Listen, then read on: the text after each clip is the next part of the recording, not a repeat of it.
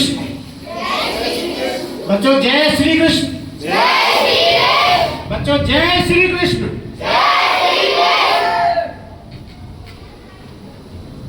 आज के chief guest आदरणीय भारद्वाज साहब, श्री गोपाल जी, शीशपाल जी, चंद्रपाल जी, मेरे अध्यापक साथी व प्यारे बच्चों और मेरी यहाँ बैठी हुई माता बहनों, ये तो आप जानते हैं कि आज आप यहाँ क्यों इकट्ठे हुए हैं। बताओ क्यों इकट्ठे हुए हैं? क्योंकि आज टीचर्स डे है। हिंदी में क्या कहते हैं इसको? अध्यापक दिवस है। अध्यापक और अध्यापक के साथ जो जुड़ी हुई कड़ी है वो कौन है? विद्यार्थी। भाई अगर विद्यार्थी नहीं पढ़ने आएगा तो अध्यापक का कोई महत्व है क्या? अरे मेरी बातों का उत्तर दो। नहीं है। तो अध्यापक किस लिए है? विद्यार्थी को विद्या दान करने के लिए है। और विद्यार्थी किस लिए है? विद्या को ग्रहण करने के लिए है। इन दोनों का बड़ा गहरा संबंध है, बहुत ही घनिष्ठ संबंध है अध्यापक का और विद्यार्थी का। बेटी, अध्यापक खुद को जलाता है, तपता है और बच्चे को मार्ग दिखाता है और उस बच्चे को मार्ग पर चलाने का प्रयास करता है। इन दोनों के बीच में जो एक कड़ी काम करती है उसे कहते हैं अनुशासन। सुना है ये शब्द कभी? क्या सुना है? अनुशासन। ये बहुत गहरी कड़ी है इनके बीच में। क्या आप बताएंगे अनुशासन का मतलब क्या होता है? कोई बच्चा बताए अनुशासन का मतलब आप जानते हैं क्या?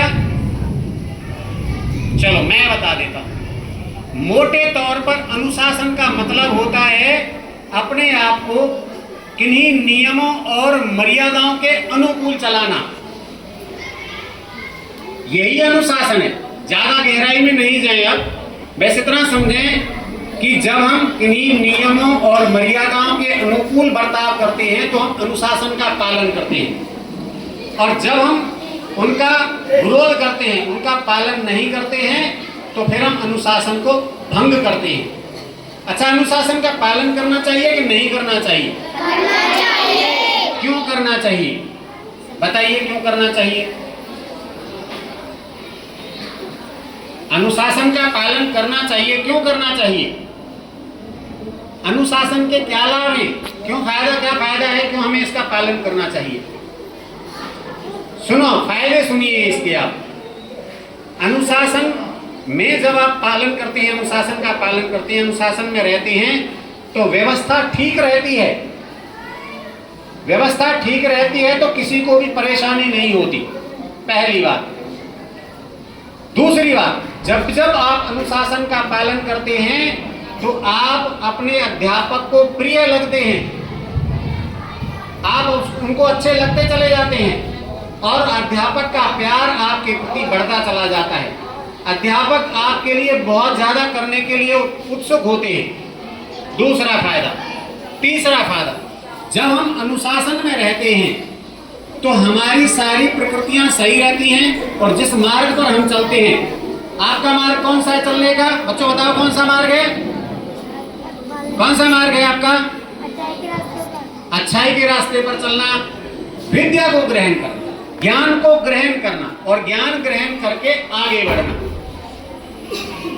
अनुशासन में जब हम रहते हैं तो हम अपने परिवार में अपने माता पिता और बड़ों को भी प्रिय लगते हैं।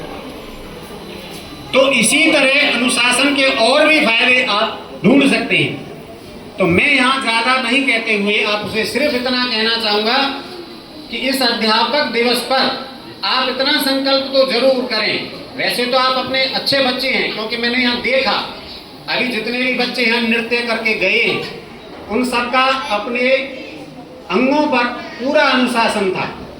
जैसे जैसे म्यूजिक बज रहा था वैसे ही उनके अंग चल रहे थे, और यही नृत्य की पहचान है। अच्छे नृत्य की पहचान क्या है कि जैसा संगीत बज रहा है आपके हाथ पैर वैसे ही चल रहे हैं तो अच्छा नृत्य है। और अगर संगीत कहीं बज रहा है और हाथ पैर कहीं चल रहे हैं तो क्या कहते हैं उसको? क्या कहते हैं? वैसे ही मटक रहो, ऐसे कहते हैं ना। तो ये पहचान है। अनुशासन अगर है, संगीत के हिसाब से हम चल रहे हैं तो अच्छा नृत्य है। तो उसको मैंने देखा, आप बच्चे सब अनुशासन में रहने वाले हैं और मैं ये उम्मीद करूंगा कि आगे भी आप शिक्षा से संबंधित, मर्यादाओं के से संबंधित और नियमों से संबंधित जितने भी अनुशासन के नियम हैं उन सब का पालन करेंगे और आगे बढ़ेंगे और अध्यापकों का प्यार ज्यादा से ज्यादा हासिल करेंगे। जय हिंद, जय भारत।